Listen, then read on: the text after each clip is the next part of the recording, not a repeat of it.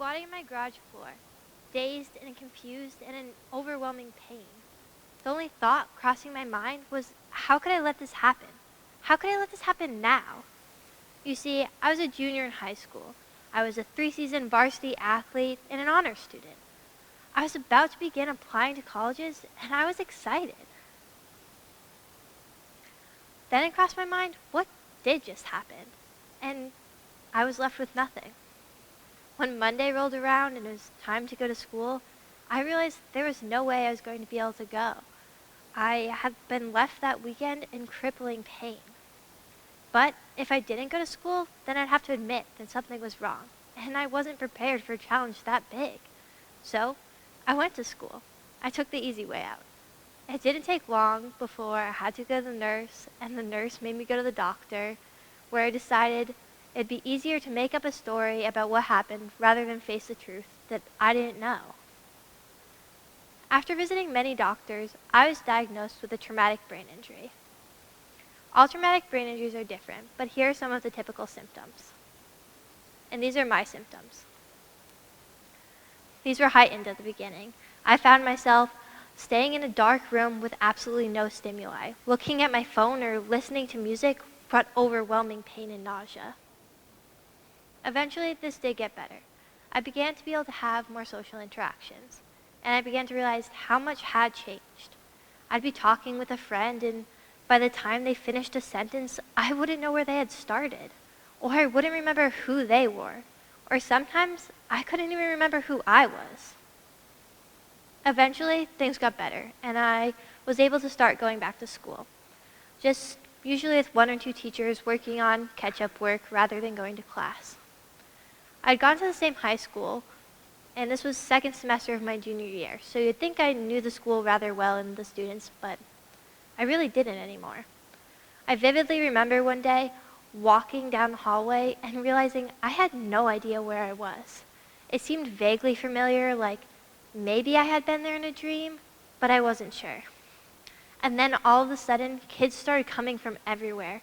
I tried to look and see if I could recognize anyone, but they were all moving so fast, and the lights were so bright, and it was so loud. I became overwhelmingly nauseous.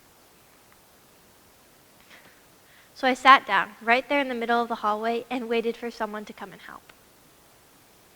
As much as I knew so much was wrong and different, I still didn't want to believe it.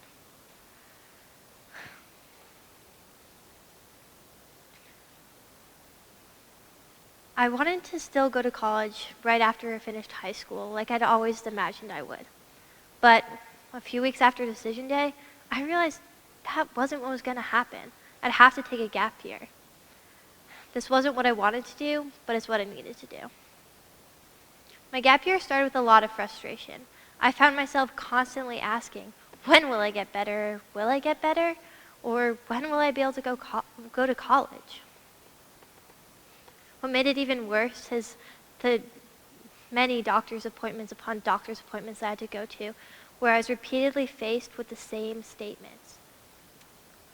Wow, this is such an interesting case, but I'm not sure how to help you. Or just time and rest will help you heal. Or the worst was when one doctor pulled me to the side and asked me when I was going to stop milking it.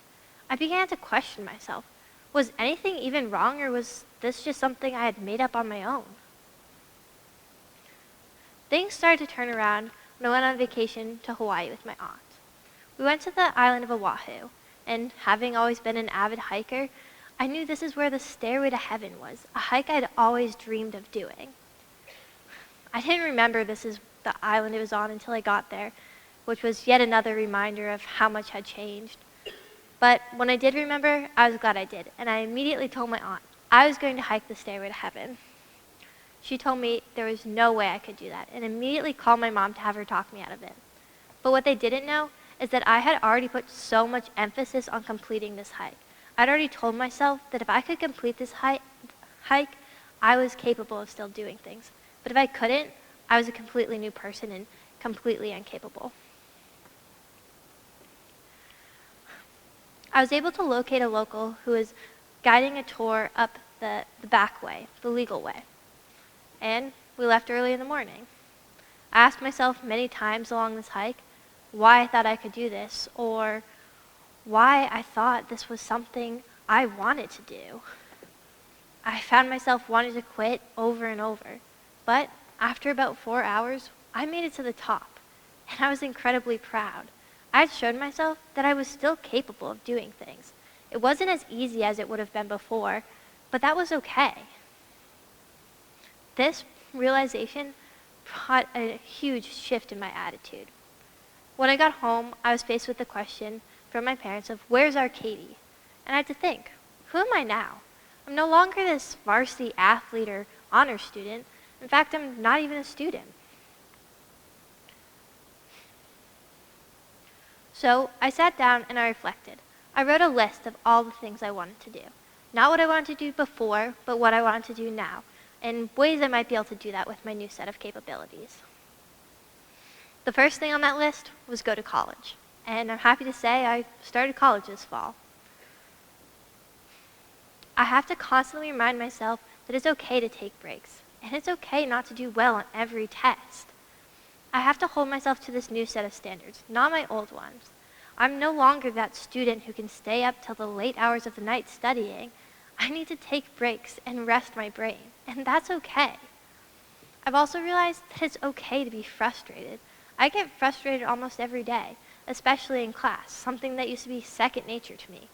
Whether I can't see what's on the board, or I can't read my book, or I can't comprehend what the teacher's saying, the most frustrating thing for me is when I think I've had a great day. I've understood what's happening, and then I get back to my room, and this is what my notes look like. Completely illegible. I couldn't even highlight in a straight line. Another thing I didn't realize about coming to college, especially one where I knew no one and no one knew me, is how many questions I'd get, especially during orientation. You see, I had to sit out of a lot of activities, and I didn't realize how guilty I'd feel when someone asked me why if I said, oh, I just didn't feel like it, or how vulnerable I'd feel if I sat down and explained my situation. Sharing's scary for me. It's also frustrating. You never know how someone's going to react or if they're going to believe you or understand. And I also get frustrated with myself. I'm still angry about what happened, but that's okay. What I've realized is that it's okay that things are different now, and it's okay to not be okay. In this world, we all try to be so perfect, but what we actually need to do is take a step back and reflect. We need to take time to feel our emotions, and it's okay to be overwhelmed by them sometimes. I've managed to overcome and accept a lot of challenges along the way. In life, there are no guarantees, so take what you have and roll with it. Thank you.